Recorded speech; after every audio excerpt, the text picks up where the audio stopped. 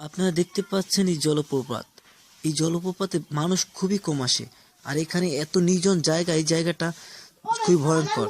তবে এই ঝর্ণা পানিগুলো সবচেয়ে উপকারী। যেখানে শ্যাওলা আছে, ঝর্ণা পানি আছে, সেখানে আপনি ভাববেন যে আপনার জন্য খাবারও আছে। আমরা তবে সামনের দিকে এগিয়ে যাব এখন। আর সবচেয়ে সাবধান, জন্তুদের কাছ থেকে অনেক দূরে থাকবেন। তবে সবসময় নদী পথ ধরেই এগোনোর চেষ্টা করবেন, কারণ ঝর্ণার জল যেদিকে বয়ে যায় সেদিকে আপনারা যাবেন। আর বুঝতে চেষ্টা করবেন, খাবার পানি যেখানে আছে সেখানেই আপনার বেঁচে থাকার অবলম্বন সবচেয়ে বেশি। আর কখনোই পিছ পা হরবেন না, বুঝে শুনে পা বেরাবেন।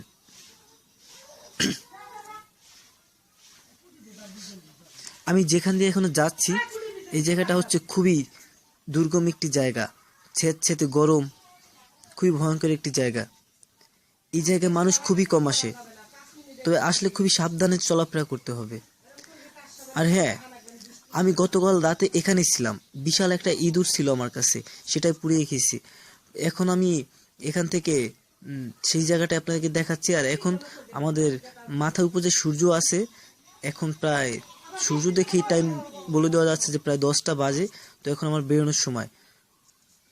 এখন যদি আমি বের না হই তাহলে হয়তো আমার অনেক লেট হয়ে যাবে, বাড়ি ফিরতে পারবো না। আর এই সব জলধারা আপনাদেরকে খুবই সাবধানে চলাফেরা করতে হবে, সাপ, বিচ্ছু বা অন্য অন্য জন্তুদের কাছ থেকে।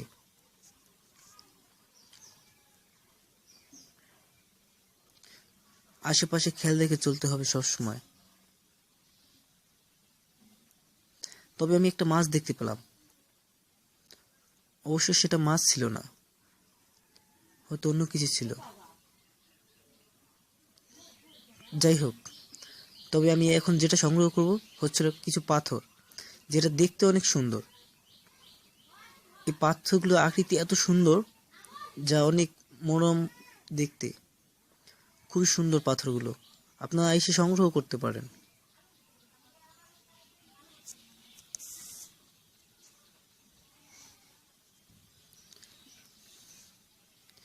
জলের ধারে আমি এখন যেটা খুঁজছি সেটা হচ্ছে খাবার। খাবার পানি আপনি ঝর্ণার পানি থেকে সংরক্ষণ করতে পারেন, তবে সাবধান, সঠিক জায়গা থেকে নেওয়া চাই।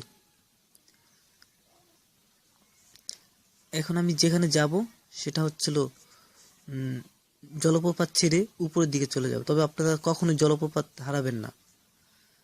আমি এখন প্রায় যাব 3000 ফিট উচ্চতায়। তবে আমি যদি সেখান থেকে বের হতে না পারি, তবে আবার আমার জলপ্রপাতকেই ফলো করতে হবে। চলুন যাওয়া যাক। আদিম যুগের মানুষরা সবসময় জলপ্রপাতকেই হিসাব করে চলতো, জলপ্রপাতের ধার দিয়ে থাকতো। চলুন। আমি যেখানে গেছিলাম একটা ভুল পথে, আপনাদেরকে ঠিক এটাই বোঝানোর জন্য ওখানে গিয়েছিলাম। আর সেখান থেকে আমি আবার ফিরে আসলাম সেই পথে, অর্থাৎ আমার অনেক সময় নষ্ট হলো।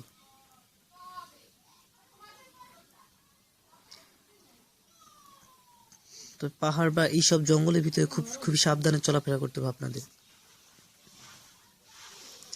আমি এখন যেখানে আছি, এই জায়গাটা হচ্ছিল খুবই স্যাঁতস্যাঁতে জায়গা, অনেক গরম, খুবই দুর্গম পরিবেশ, আর অনেক খারাপ ভাঙন। আর আমি যেখানে দাঁড়িয়ে আছি এখানটা হচ্ছে অনেক খারাপ ভাঙন, প্রায় 50 মিটার নিচে নেমে গেছে।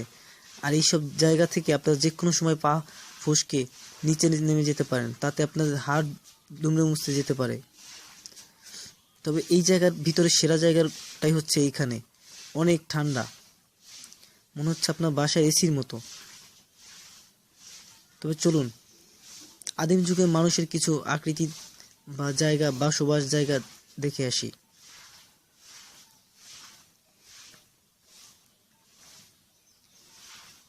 এখান দিয়ে হাঁটাটা খুবই দুষ্কর হয়ে যাচ্ছে আমার পক্ষে, জায়গাটা খুবই পিছল। এখন আমি যেখানে যাচ্ছি সেখানে হচ্ছিল আদিম যুগের মানুষের একটি বসবাসের জায়গা। ঠিক এরকম একটি জায়গায় আদিম যুগের মানুষরা বসবাস করত। তাদের সময় লেগেছিল কোটি কোটি বছর ডিজিটাল করতে। আর এই জায়গাটাই হচ্ছিল আদিম যুগের মানুষের সবচেয়ে সেরা জায়গা, কারণ এরকম একটা জায়গা জন্তুরা অ্যাটাক করতে পারবে না, উড়ন্ত পাখি ছাড়া। আর এই জলপ্রপাতটা হচ্ছে খুবই ভয়ঙ্কর, কারণ বর্ষার সময় জলধারাটা অনেক রেগে ফা ফা ফুলে ওঠে। আর এখানে যেটা আছে পশু পাখিদের জায়গা বর্তমান এই ডিজিটাল সময় পশু পাখিরা সবসময় করে এখানে খাবার সংগ্রহ করে এখানে থাকে। হয়তো আমার জন্য কোনো খাবার নেই, আমার জন্য হয়তো কিছুই নেই, তবে এইসব হচ্ছে পশু পাখিদের খাবার, আর এটা আমার প্রয়োজন নেই। তবে আপনারা যখনই আসবেন খুবই সাবধানে চলাফেরা করবেন। আমি এখন চলছি। ধন্যবাদ।